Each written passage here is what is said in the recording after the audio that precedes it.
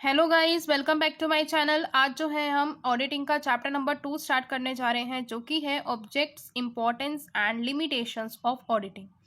ठीक है, अगर आपने इससे पहले फर्स्ट चैप्टर जो है मैं कवर करा चुकी हूँ। अगर आपने वो नहीं देखा है तो प्लेलिस्ट की लिंक में जो है मैं आपको डिस्क्रिप्शन बॉक्स में डाल दूंगी, और साथ ही साथ मैंने जो आपके सब्जेक्ट्स हैं उनकी भी वीडियोज़ डाल रखी हैं।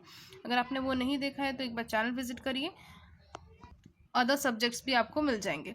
ठीक है, अब देखो, ऑब्जेक्ट ऑफ ऑडिटिंग का सबसे मेन ऑब्जेक्टिव ही यही होता है कि बुक्स जो हैं अकाउंट्स की, उनको एग्जामिन करना, उसको कंप्लीट देखना कि कंप्लीट है वो बुक, फेयर है, कोई एरर तो नहीं है, कोई ओमिशन तो नहीं है, कोई डिफेक्ट तो नहीं है, या कोई फ्रॉड तो नहीं है। इन सबको चेक करना, एक कंप्लीटनेस होनी चाहिए उनके अंदर, करेक्टनेस होनी चाहिए और फेयरनेस होनी चाहिए। तो मेन ऑब्जेक्टिव ही जो है ऑडिट का वो यही होता है कि बुक्स ऑफ अकाउंट्स जो है उनको एग्जामिन करना और उनके अंदर पूरी क्लैरिटी देखना। और जो प्रॉफिट एंड लॉस अकाउंट है वो भी आपको एक नया, यानी कि बिल्कुल फेयर और ट्रू पिक्चर दे नेट प्रॉफिट की, और इसी तरह से बैलेंस शीट जो है वो फेयर और ट्रू नॉलेज दे, एक व्यू दे आपको फाइनेंशियल पोजीशन बिजनेस का।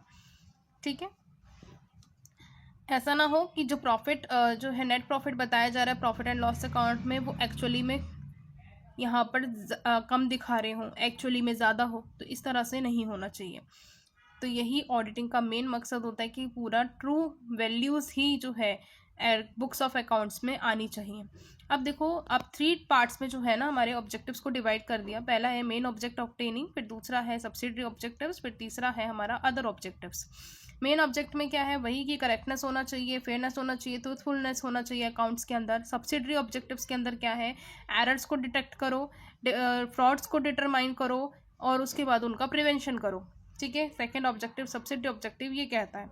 उसके बाद अदर ऑब्जेक्टिव्स क्या हैं हमारे अकाउंट्स के, सॉरी ऑडिटिंग के, maintaining moral pressure on the employees, satisfying government officials, legal compliance. अब इसको हम 1 बाय 1 डिटेल में डिस्कस करेंगे। अब मेन ऑब्जेक्टिव के अंदर यही सिंपल सी बात है कि जो बुक्स ऑफ अकाउंट्स हैं उनकी जो नॉलेज जो वो लोग देना चाह रहे हैं वो करेक्ट होनी चाहिए, फेयर होनी चाहिए, ट्रूथफुल होनी चाहिए, बिल्कुल सही होनी चाहिए, पूरी सही की सही नॉलेज जो है वो डिपिक्ट करे हमारे बुक्स ऑफ अकाउंट्स, कंप्लीट हों हर चीज़ में। ठीक है, तो यही इनका मेन ऑब्जेक्टिव रहता है, एक्यूरेट होने चाहिए मेनली। उसके बाद है next subsidiary object. Subsidiary objects जो हैं ये हेल्प करते हैं एक तरीके से मेन ऑब्जेक्ट को ऑब्टेन करने के लिए, मेन ऑब्जेक्ट पर जो है फोकस रखने के लिए। मेन ऑब्जेक्ट तभी होगा जब यहाँ पे सब्सिडरी ऑब्जेक्ट्स जो हैं उनको हेल्प करेंगे एरर को फाइंड करने में, या कोई फ्रॉड है उसको फाइंड करने में, या कोई ऐसा ओमिशन है उसको फाइंड करने में। तो ये सब्सिडरी ऑब्जेक्टिव ही हेल्प करेंगे मेन ऑब्जेक्ट को अचीव करने में। ठीक है, अब देखो सबसे पहले इसमें है डिटेक्शन ऑफ एरर्स, फिर नेक्स्ट है डिटेक्शन ऑफ फ्रॉड्स, फिर prevention of errors and frauds. सबसे पहले है डिटेक्शन ऑफ एरर्स। अब एरर्स किस तरह से हो सकते हैं, किसी भी तरह से हो सकते हैं, या तो डेलिब्रेटरी करे गए हैं, ठीक है, कोई इंटेंशन है फ्रॉड करने की तब हो सकता है, या फिर कोई ऐसी चीज़ है जो भूल गए हैं। अब इसमें ना अलग अलग टाइप्स के हैं डिटेक्शन ऑफ एरर्स में। Error of omission, error of commission, compensatory errors, error of principle और एरर ऑफ डुप्लीकेशन। अब देखो सबसे पहला हम करते हैं error of omission. Error of omission में क्या होगा, जब भी कोई भी ट्रांसैक्शन मान लो भूल गए, कोई ऐसी ट्रांसैक्शन है जो कि बुक्स ऑफ अकाउंट्स में लिखना ही भूल गए, आपका ट्रायल बैलेंस भी मैच हो जाएगा, आपको वो पता ही नहीं लगेगी। अब ऑडिटिंग के अंदर यही एरर्स को फाइंड करने का मेन काम होता है। अब ट्रायल बैलेंस का पर कोई इफेक्ट ही नहीं आया, ट्रायल बैलेंस भी जो है टैली हो गया, तो इसका मतलब क्या हुआ कि ये ऐसी एक ओमिशन है या एक ऐसा एरर है जहाँ पर हम लोग यही भूल गए, रिकॉर्ड करना ही भूल गए उस अकाउंट्स को, उन ट्रांसैक्शंस को अकाउंट्स के अंदर।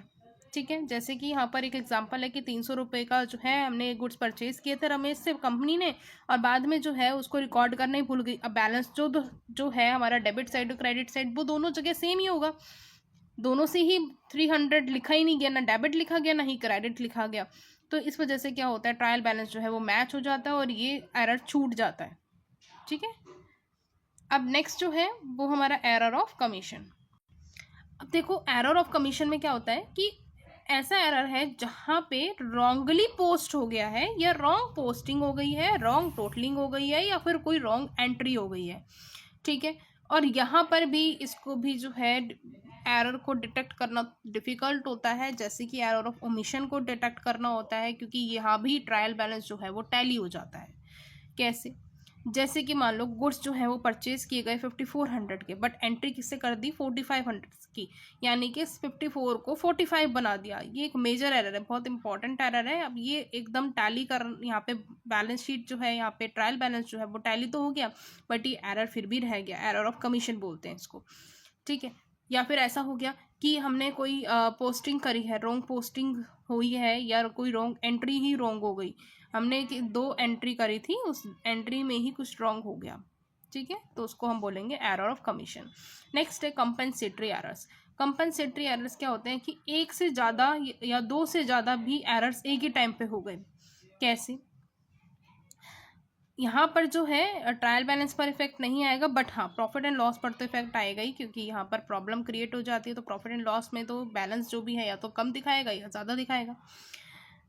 अगर मोहन को जो है इन्होंने क्या करना था, 20 रुपये से 200 से डेबिट करना था और 20 रुपये से कर दिया। ऐसे विनोद के अकाउंट में जो है इंस्टेड ऑफ 20 200 आर डेबिटेड, यानी क्या है, मोहन के 200 रुपये थे और विनोद के 20 रुपये थे। अब उन्होंने क्या कर दिया, मोहन के 20 रुपये कर दिए और विनोद के 200 रुपये कर दिए। अब दोनों जगह बैलेंस करेक्ट है, बट हुआ क्या, दोनों के अकाउंट में गड़बड़ हो गई।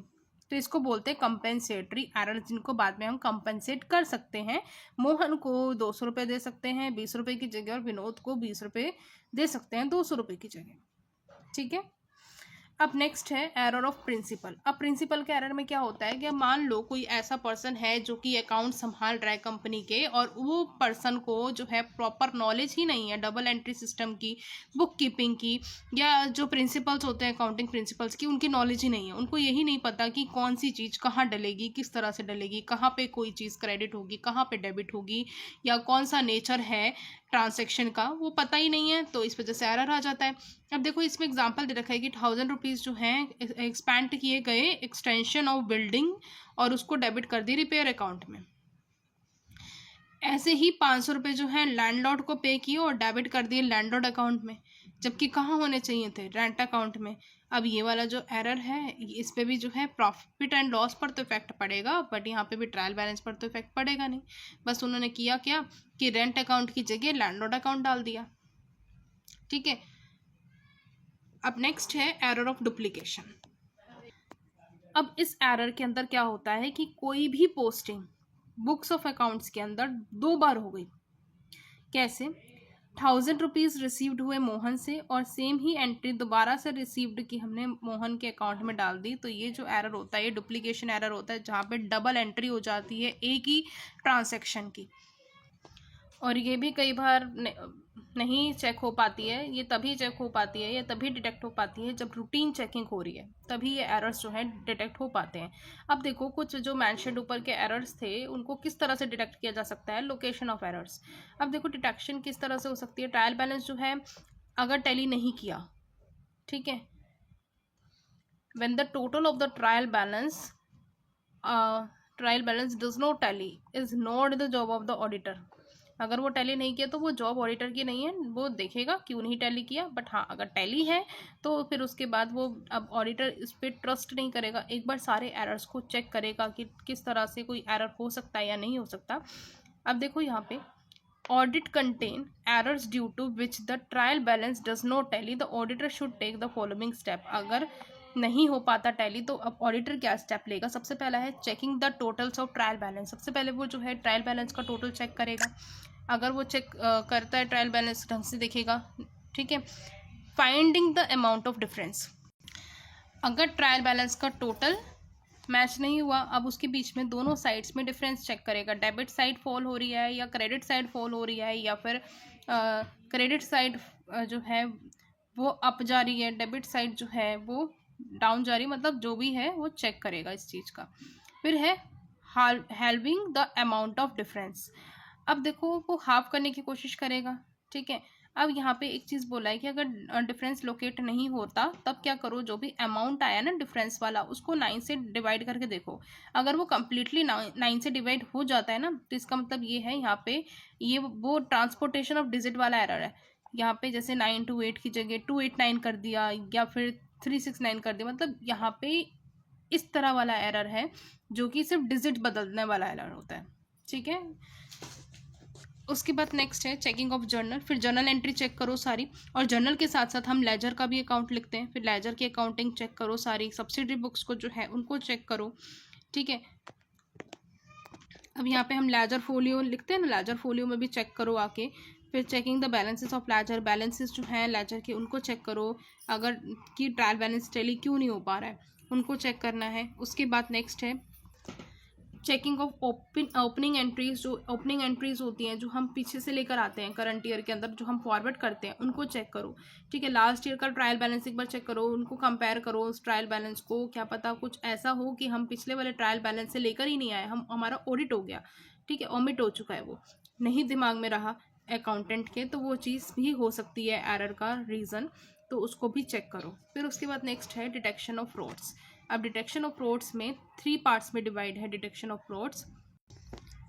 पहला है मिस अप्रोप्रिएशन और embezzlement of cash, misappropriation of goods, manipulation of accounts. अब देखो फ्रॉड्स क्या होता है कि आपने इंटेंशनली हार्म करा है ऑर्गेनाइजेशन को, इंटेंशनली ही आपने जो है फ्रॉड करा है, एक तरीके से आपने कुछ छुपाया है इंटेलिजेंटली। ठीक है, तो उसको हम बोलेंगे फ्रॉड। अब देखो मिस अप्रोप्रिएशन और इम्बेल्जमेंट ऑफ कैश, अब इसमें क्या होगा, जैसे जो भी कैश जो है, अब देखो quality of cash being high in value और लो इन वॉल्यूम, यानी यहाँ पर आपको वैल्यू में हाई दिखा दे, ठीक है, कि हमारा जो कैश है वो ज़्यादा खर्च हो गया बट एक्चुअली में ना हुआ हो। ठीक है, अब यहाँ पे जैसे जो कैश है बुक्स ऑफ अकाउंट में, अब not recording extra ordinary receipt, अब आपको कुछ एक्स्ट्रा ऑर्डिनरी रिसिप्ट हुए हैं जिनका पता लग ही नहीं सकता कंपनी को कि हाँ हमें ऐसा कुछ रिसीव हुआ हो, तो कुछ एक्स्ट्रा ऑर्डिनरी रिसिप्ट हुई हैं तो वो छुपा ली, बताई ही नहीं। ठीक है, तो ये भी फ्रॉड है, उसका कैश दिया ही नहीं कंपनी को। या फिर ये भी हो सकता है कि कंपनी ने ही छुपा लिया हो ऑडिटिंग के टाइम पर। ठीक है, अब embezzling cash by not recording cash sales in the books of accounts, books of accounts में कैश सेल ही नहीं लिखी, सिर्फ क्रेडिट वाली लिख रखी है, अब कैश की सेल दिखाई ही नहीं है, कि हमारा जो है नेट प्रॉफिट जो है ज़्यादा ना शो करे, कम दिखा रहे हैं नेट प्रॉफिट को, चाहे वो कंपनी की तरफ से भी हो सकता है या फिर जो मेंबर्स होते हैं कंपनी के या जो अदर एम्प्लॉयज़ होते हैं उनकी तरफ से भी जो है फ्रॉड्स हो सकते हैं। ठीक है, अब showing the goods sent on the sale, अब ऐसा कुछ गुड्स जो हैं सेल पर सेंड कर दिए और वापस हो गए तो वो गुड्स छुपा लिए या उसका जो कैश है वो छुपा लिया। उसके बाद नेक्स्ट है stealing cheques and other negotiable instruments, negotiable instrument को छुपा लिया, कोई भी ऐसी इनकम अर्न हुई है ऑर्गेनाइजेशन के अंदर जो कि कंपनी को एकदम से पता नहीं है, या फिर ऐसी कोई इनकम है जो कि ये शो नहीं करना चाहते, वो इनकम हो गई। ठीक है, कुछ फॉल्स डोनेशंस दिखा दी, चैरिटी में दिखा दिए कि हमने यहाँ पे पैसा दिया जबकि एक्चुअली में कहीं पे चैरिटी करी ही नहीं हो। ठीक है, कुछ ओल्ड और जो नॉन यूजेबल गुड्स होते हैं, या जैसे न्यूज़पेपर सेल करिए, अब उसमें से भी कुछ प्रॉफिट हुआ होगा सेल ऑफ न्यूज़पेपर में से, अब वो शो ही नहीं करा। कोई ऐसा लोन है उसका अमाउंट उन्होंने रिसीव करा है और वो शो ही नहीं करा बुक्स ऑफ अकाउंट में कि हमने कहीं लोन भी दे रखा था, उससे भी हमें कोई अमाउंट रिसीव हो रहा है।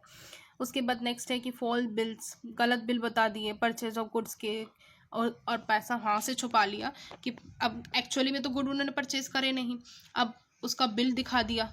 ठीक है, और ऐसा भी हो सकता है कि जो बेस शीट होती है एम्प्लॉयज़ वाली जो शीट होती है, उस एम्प्लॉयज़ वाली शीट में बहुत सारे एम्प्लॉयज़ दिखा दिए, एक्सेसिव एम्प्लॉयज़ दिखा दिए जितने एक्चुअली में है नहीं, और ज़्यादा से ज़्यादा नाम डाल दिए कि हमने इनको भी सैलरी दी है, इनको भी सैलरी दी है, इनको भी वेजेस दिया है, इनको भी वेजेस दिया है, और फिर छुपा लिया वो भी कैश। ठीक है, तो इस तरह से जो है फ्रॉड हो सकते हैं। अब ये जो है ऑडिटर की ड्यूटी होती है कि इन फ्रॉड्स को डिटेल में चेक करे, किस तरह से करेगा, कैश बुक देखेगा, बिल्स जो हैं, अगर कुछ ऐसे परचेजिंग हुई है तो परचेजिंग के बिल्स देखेगा, सेल हुआ है तो सेल के बिल्स देखेगा, इस तरह से जो भी है वो चेक करेगा। अब देखो नेक्स्ट है misappropriation of embezzlement of goods. अब ऐसे गुड्स का भी हो सकता है या स्टोर से ही गुड्स चुरा लिए गए हों, या जैसे ही परचेजेस हुई है उसके बाद ही गुड्स को ले लिया गया हो, और गुड्स जो है अपने पर्सनल यूज़ के लिए भी रखे हों ऑर्गेनाइजेशन ने, और दिखा दिया हो कि ये वाले जो गुड्स हैं हमने परचेज़ किए हैं, और जबकि वो ऑर्गेनाइजेशन के लिए नहीं किए, वो सिर्फ अपने पर्सनल यूज़ के लिए की है। ठीक है, कुछ ऐसे गुड्स हैं जो कि परचेज रिटर्न हुए हैं और उसको दिखाया ही नहीं है, वो गुड्स भी छुपा लिए। अब कुछ ऐसा है सेल रिटर्न हुआ है तो वो भी गुड्स छुपा लिए, यानी ये चीज़ें जो हैं अप्रोप्रिएशन गुड्स से रिलेटेड जो है वो हो गई। अब ये भी जो है अगर आप गुड्स पर कंट्रोल रखोगे, उनकी चेकिंग करोगे, पीरियडिक इंस्पेक्शन होगा गुड्स का, तभी इनकी जो डिटेक्शन है वो हो सकती है। फिर नेक्स्ट है manipulation of accounts. Manipulation of accounts में क्या होता है कि अकाउंट्स में ही मैनिपुलेट कर दिया, जैसे इनकम टैक्स और सेल टैक्स को दिखा दिया कि उसमें से हमने कुछ सेव कर लिया, नहीं शो करा, ठीक है। या फिर कुछ ऐसी ट्रू पिक्चर जो है कंपटीटर से हटा दी, छुपा दी, बिजनेस की ट्रू पिक्चर, वो बिजनेस लॉस में जा रहा है बट कंपटीटर को दिखा दिया, कंपटीटर से अच्छा दिखा दिया। तो यहाँ पे ये भी अकाउंट्स का ही जो है मैनिपुलेशन है कि हमारा अकाउंट जो है, बुक्स ऑफ अकाउंट्स है वो बहुत अच्छे हैं, हमारा कंपनी बहुत अच्छी जा रही है, ठीक है, और उसके चलते ही क्या कर लेते हैं, लोन ले सकते हैं, रेट ऑफ डिविडेंड अपना डिसाइड कर सकते हैं। यानी ये ना क्या करते हैं कि जैसे अपनी कंपनी को बहुत अच्छे से दिखा दी कि हमारी कंपनी अपर लेवल की कंपनी है, और इससे क्या करते हैं वो लोन ले लेते हैं, क्रेडिट्स ले लेते हैं अच्छे खासे, और फिर बाद में उसका पैसा रिटर्न ही नहीं करते क्योंकि एक्चुअली में तो उनको लॉस हो रहा है। तो यहाँ पे बुक्स ऑफ अकाउंट्स में भी लॉस दिखाया जा सकता है। कैसे कैसे देखो, डेप्रिसिएशन ऑन अकाउंट्स पे दिखा दिया, क्लेम ही नहीं लिया, जैसे मान लो उन्होंने कहा कि हमने क्लेम ही नहीं लिया डेप्रिसिएशन पे। अंडर वैल्यू या ओवर वैल्यू दिखा दी हमारी एसेट्स और लायबिलिटीज़ की। फिक्टिशियस एसेट्स जो है उनको शो कर दिया। और साथ ही साथ क्या कर सकते हैं कि कैपिटल एक्सपेंडिचर को रिवेन्यू एक्सपेंडिचर ट्रीट कर सकते हैं, ठीक है। Not including an income in the books of accounts, को इनकम ही नहीं शो करी है। Not showing the earn income, ये भी शो नहीं करी है, ठीक है। रिजर्व, सीक्रेट रिजर्व बना के रख रही है, विंडो ड्रेसिंग कर दी बुक की। तो ये सारे जो है रीजंस हो सकते हैं मैनिपुलेशन ऑफ अकाउंट्स के। अब ये भी जो है वो डिटेक्ट करेगा कौन, ऑडिटर। और ऑडिटर फिर बाद में एक इनकरेक्ट बुक्स को करेक्ट बुक्स में कन्वर्ट करेगा। वो कैसे करेगा कि सारे के सारे अकाउंट्स देखेगा, बिल्स देखेगा, तभी करेगा, ठीक है। फिर है prevention of frauds and errors. Prevention किस तरह से की जा सकती है फ्रॉड्स एंड एरर्स की। यहाँ पे पहले से ही जो है चेक करे जाएंगे, सारे के सारे बिल्स मंगाए जाएंगे कंपनी से, उनके बिल्स को चेक किया जाएगा, जो भी जर्नल एंट्रीज हैं, लेजर हैं, इन सबको एक बार प्रॉपरली चेक किया जाएगा। अगर कुछ भी ऐसा फ्रॉड या एरर का लगता है तो पूरी मीटिंग बिठा के जो भी मेंबर्स हैं अकाउंट्स को संभालने वाले, उनसे सब कुछ जो है पूछा जाएगा, मेनली अकाउंटेंट से, ठीक है। इंटरनल चेकिंग का भी एक स्ट्रॉन्ग सिस्टम जो है वो बनाना पड़ेगा, तभी ये जो है पॉसिबल हो पाएगा फ्रॉड्स और एरर्स को प्रिवेंट करने के लिए। मोरल प्रेशर ऑन एम्प्लॉयज़, अगर जो कंपनी है एम्प्लॉयज़ अगर अवेयर हो जाएंगे कि हाँ इंडिपेंडेंट पर्सन का भी एग्जामिन हो सकता है, तो वो किसी गलत काम में आएंगे ही नहीं, वो खुद से ही कम हो जाएगी, ठीक है। तो ये एक ऑब्जेक्टिव होना चाहिए। सेटिस्फाइंग गवर्नमेंट ऑफिशियल्स को सेटिस्फाई करना। अब यहाँ पे ज़रूरी नहीं है कि हर किसी की बुक अकाउंट ऑडिट होती हैं, सोल प्रोप्राइटरशिप की नहीं होती हैं, पार्टनरशिप की भी नहीं होती है, कंपनी की होती हैं। तो ये लोग भी अगर ऑडिट कराने लग जाएंगे तो ये भी बच जाएंगे फ्रॉड से, ठीक है। फुलफिलिंग लीगल रिक्वायरमेंट को भी फुलफिल करना, सारी की सारी जो होती हैं पब्लिक ट्रस्ट के लिए होती हैं, ठीक है, इंश्योरेंस कंपनी की होती है, बैंक्स की होती हैं, तो ये सारी जो भी लीगल मैंडेटरी रिक्वायरमेंट्स होती हैं इनको फुलफिल करना ज़रूरी होता है। तो ये भी मेन ऑब्जेक्टिव होता है और ऑडिटिंग का। उसके बाद हमारे पास जो है डिफरेंस है एरर्स और फ्रॉड्स का। उसमें क्या है कि अब यहाँ पे जो एरर होता है ना, इसमें अवेयरनेस नहीं होती पर्सन को, वो गलती से हो जाता है। फ्रॉड्स में पर्सन अवेयर होता है, उसको पता होता है कि वो फ्रॉड कर रहा है, इंटेंशन, यहाँ पे इंटेंशन नहीं होती, वो बाय चांस हो जाता है, बट यहाँ पे प्रॉपर एक इंटेंशन होती है फ्रॉड करने की। नेक्स्ट रीज़न, यहाँ पे रीज़न ये होता है कि नेग्लिजेंस हो गया, बट यहाँ पे रीज़न ये होता है कि वो खुद से ही फ्रॉड करता है, बिल्कुल आराम से, कुछ नहीं पता लगने देता, ठीक है। कोई बिल फाड़ देगा, कोई बिल छुपा लेगा। नेक्स्ट है प्लानिंग प्लॉट। यहाँ पे कोई भी प्लानिंग प्लॉटिंग नहीं होती क्योंकि ये नॉर्मल एक एरर होता है, किसी भी तरह से हो सकता है, बाई चांस हो सकता है, बट यहाँ पे पूरी एक प्लानिंग होती है, उस प्लानिंग को एक्शन में लाया जाता है। रिजल्ट क्या होता है, ये बेनिफिशियल या हार्मफुल इतना नहीं होता, मे बी बेनिफिशियल और हार्मफुल हो सकता है बट इतना नहीं होता, बट ये सर्टेनली एक पार्टी बार बार करेगी, हो सकता है कि वो बार बार ही कर रही हो, तो ये हार्मफुल हो सकता है। एक पार्टी के लिए तो बेनिफिशियल होगा, बाकी सबके लिए हार्मफुल रहेगा। क्राइम, ये कोई क्राइम नहीं होता, ये एक नॉर्मल एक मिस्टेक है, बट ये क्राइम है क्योंकि, और इसकी कोई माफ़ी नहीं है। नेक्स्ट है डिटेक्शन। इसको जो है कंपैरेटिवली इजीली डिटेक्ट किया जा सकता है, बट इसको इजीली डिटेक्ट नहीं किया जा सकता क्योंकि ये प्लानिंग के थ्रू होता है, प्रॉपर एक प्लानिंग करता है वो पर्सन, तब जाके वो फ्रॉड करता है, ठीक है। आज हम करेंगे यहाँ तक का ही टॉपिक, नेक्स्ट वीडियो में करेंगे नेक्स्ट टॉपिक। अगर वीडियो पसंद आई हो तो लाइक कर दें, चैनल को सब्सक्राइब करना ना भूलें, आने वाली न्यू वीडियोज़ की नोटिफिकेशन आपको टाइम पर मिल जाएंगी। सो मिलते हैं नेक्स्ट वीडियो में, बाय बाय।